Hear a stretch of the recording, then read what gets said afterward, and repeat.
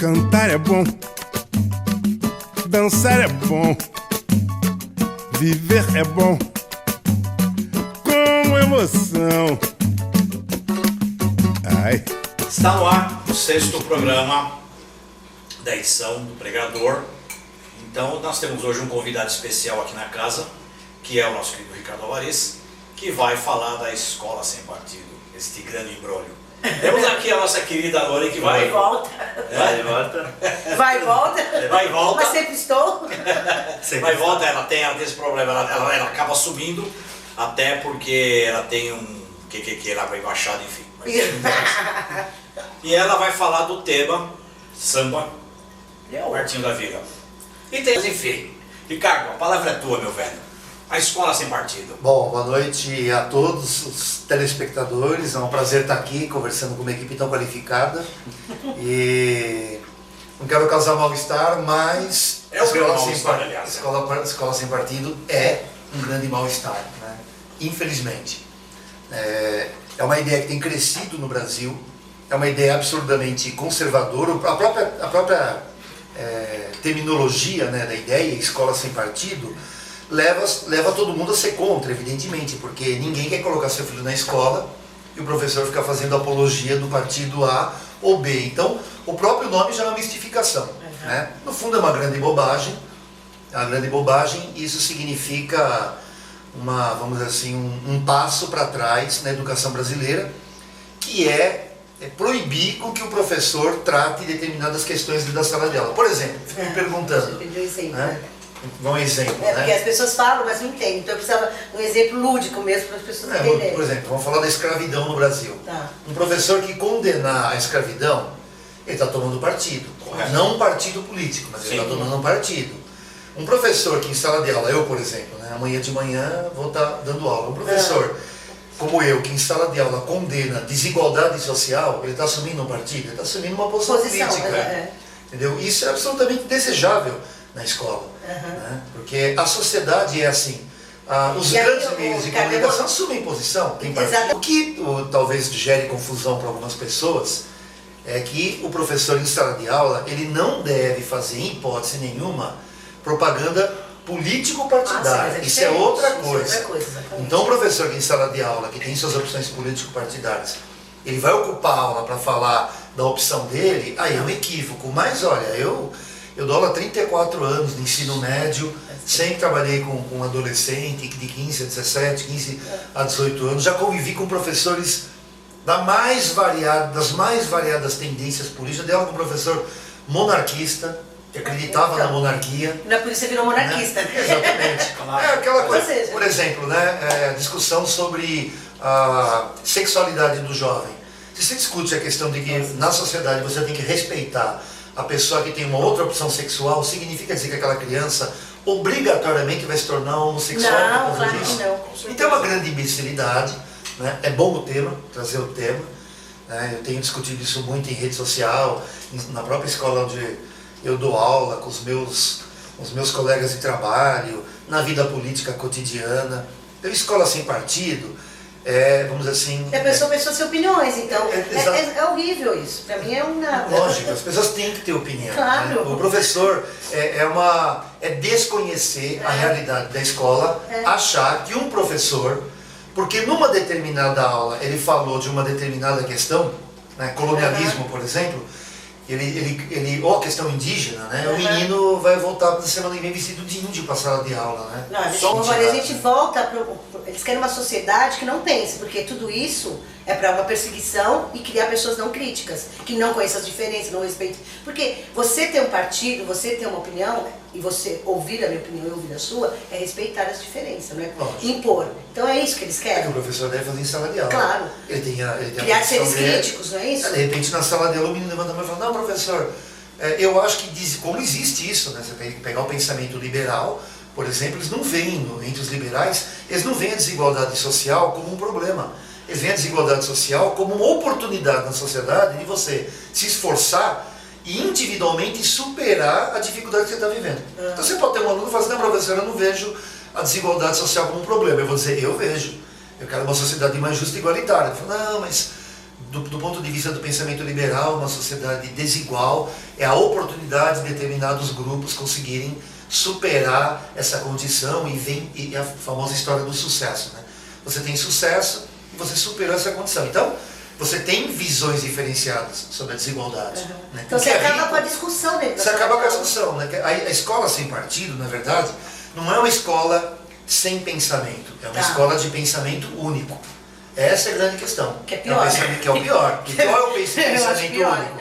É um pensamento liberal, é um pensamento conservador. Exatamente. Entendeu? É a imposição do pensamento. Um pensamento único. Um pensamento é uma único. imposição. Então, quem que vai poder? Eu queria também falar sobre, nós tivemos eleições aqui, né? Ah, Há pouco tempo. O Ricardo Alvarez, para quem não sabe, foi candidato aí pelo PSOL a prefeito de Santo 11 André. mil votos, Alvarez? 11 mil votos em Santo André, uma boa votação. Mas eu queria perguntar como você vê essa ascensão conservadora. Eu tenho muito medo disso. Não sei como A você Regina vê. Duarte tinha medo do PSDB. Aliás, do PT lá, do PT. Agora é nossa, não, eu tenho medo da...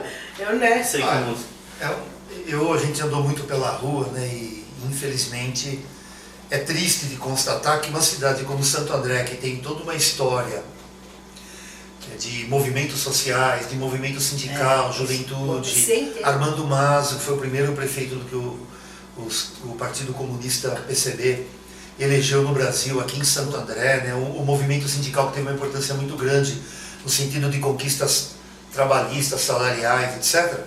Você ir para a rua e ter gente hoje fazendo esse discurso de quem, vamos dizer assim, que o diferente tem que ser extirpado. Nas andanças você ouviu isso? Nossa, demais, demais. Mesmo? Aos montes, aos montes. Então, é uma coisa, vamos dizer assim, assustadora. É assustadora. Há um crescimento do pensamento, eu diria que há um crescimento do pensamento conservador. O Brasil é um país, como nós temos uma dependência externa muito forte, né, nós não somos, por exemplo, uma Suíça que busca caminhos mais independentes e tem toda uma estrutura para isso. Como a gente tem uma dependência externa muito grande, nós somos muito influenciáveis. Então, o Brasil é um país que vive essa questão da influência muito forte e nós estamos vendo uma evolução do pensamento conservador no mundo. Veja hoje, por exemplo, nos Estados Unidos, nós vamos ter daqui a pouco a eleição, que é o mês, e você tem o candidato lá, o Trump, que agora Isso dá medo também. fez besteira e caiu nas pesquisas, mas o Trump fala claramente, né, ele é misógino, Muito. acabou tropeçando nas próprias pernas por um discurso machista e misógino, mas, fora isso, o discurso dele anti-islâmico é uma coisa muito preocupante.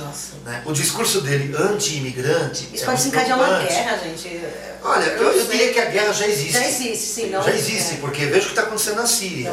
Né? Você tem uma disputa de poder, não temos tempo para abordar o assunto, mas tem uma guerra de potências dentro da Síria, né? Que envolve apoiar um, apoiar outro.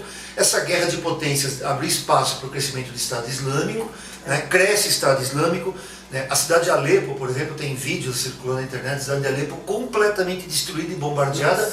A pergunta que se faz é como é que alguém ainda fica lá. Não é como é que alguém migra de lá, é como é que alguém fica.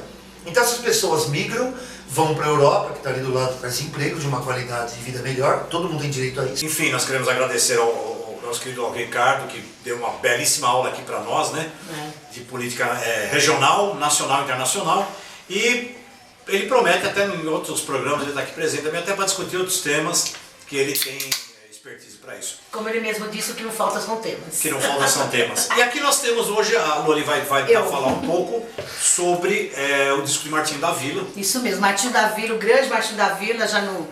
Quantos discos? Mais de 40 discos. Gravou um disco agora, acho que foi ontem, recentemente, que chama... A Vida é Boa. Vida Boa. E o mais de tudo, ele fez uma música que é o violão falando com o cavaquinho, mas o mais legal do disco é tem uma música que tem no violino Jorge Malte. Eu não ouvi ainda o disco inteiro, mas promete. Como sempre, Martinho da Vila, apesar, né, tantos anos na estrada, mas ainda um bom sambista, um cara bom e que fez filhas boas também. Temos a Martinada, tem outra pianista também, né? Pois é, música fazendo música. E dia 17 de outubro, gente. 17? Dia do samba. Dia da música brasileira. Dia da música brasileira. Eu achei que era o dia do samba, dia da música brasileira. Que a música brasileira, vamos falar, música brasileira. Poesia, ela revela, ela questiona, ela abre as portas para o mundo que foi a bossa nova. E tem um detalhe, o nosso querido Bob Dylan ganhou o Nobel de Literatura, merecidíssimo. né? Que até inusitado, porque ele é um músico, enfim, ganhou pelas letras, mas nós queremos até aqui deixar uma campanha. Chico Buarque merecia, Caetano, Gil, são caras bons pra caramba, mas enfim, nós somos Raulzito, nós somos bairristas e brasileiros, né, afinal. Eu daria pro Raul esse prêmio também.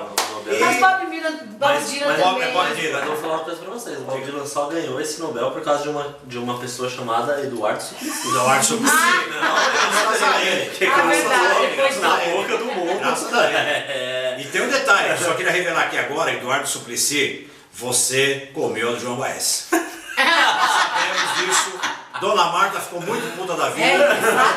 É fato, não é trovato. Até você em Suplicy. Até tu, ó Brutus. Então, portanto, Supla, beijão pra você, meu velho. E enfim, que você faça um bom legislativo agora, que eu sei que você vai fazer. Sempre. Renato, mas merecido. Queria falar que é muito merecido o Bob Dylan ganhar.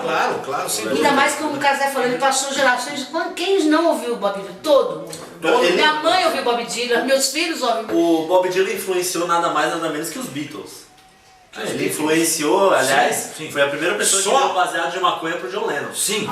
Que delícia. Só temos uma coisa a falar. O único que ele influenciou foi esse rapaz aqui, Johnny Cash. Olha, mas não, não cabe as influenciou dúvidas. Johnny Cash. Não cabe as dúvidas. O Johnny Mas Cash, o Bob Dylan é influenciador. Não, o Johnny Cash mandou uma carta pro Dylan em um papel higiênico. Escreveu uma carta no papel higiênico falando pro Dylan, mandou pra ele uma carta. Porque ele se inspirou só tinha papel higiênico. Ele tava no banheiro, escreveu. Enfim, as histórias de Johnny Cash. Histórias do Johnny Cash. Bom, mas enfim, nós encerramos aqui agora então a 6ª edição. Enfim, o programa hoje foi um pouco longo, vai ser editado.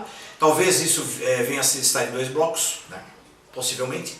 Mas vamos tentar fazer o melhor para deixar o nosso querido Ricardo Alvarez completo no ar. E não esqueçam, venham sempre o Mal-Estar, a gente adora a presença de vocês. Curtir no Facebook o programa Mal-Estar, inscrever no nosso canal, Produtora ou Pregador. Pregador, quem é o que os pregador? Pois é, estamos sem o pregador. Não faz mal. Bichinho. Mas estamos sempre pregando ideias, o importante é que vamos pregando as ideias. Eu quero também. Então tá, agora bom, enfim. Tchau pra todo mundo, já era. Beijo!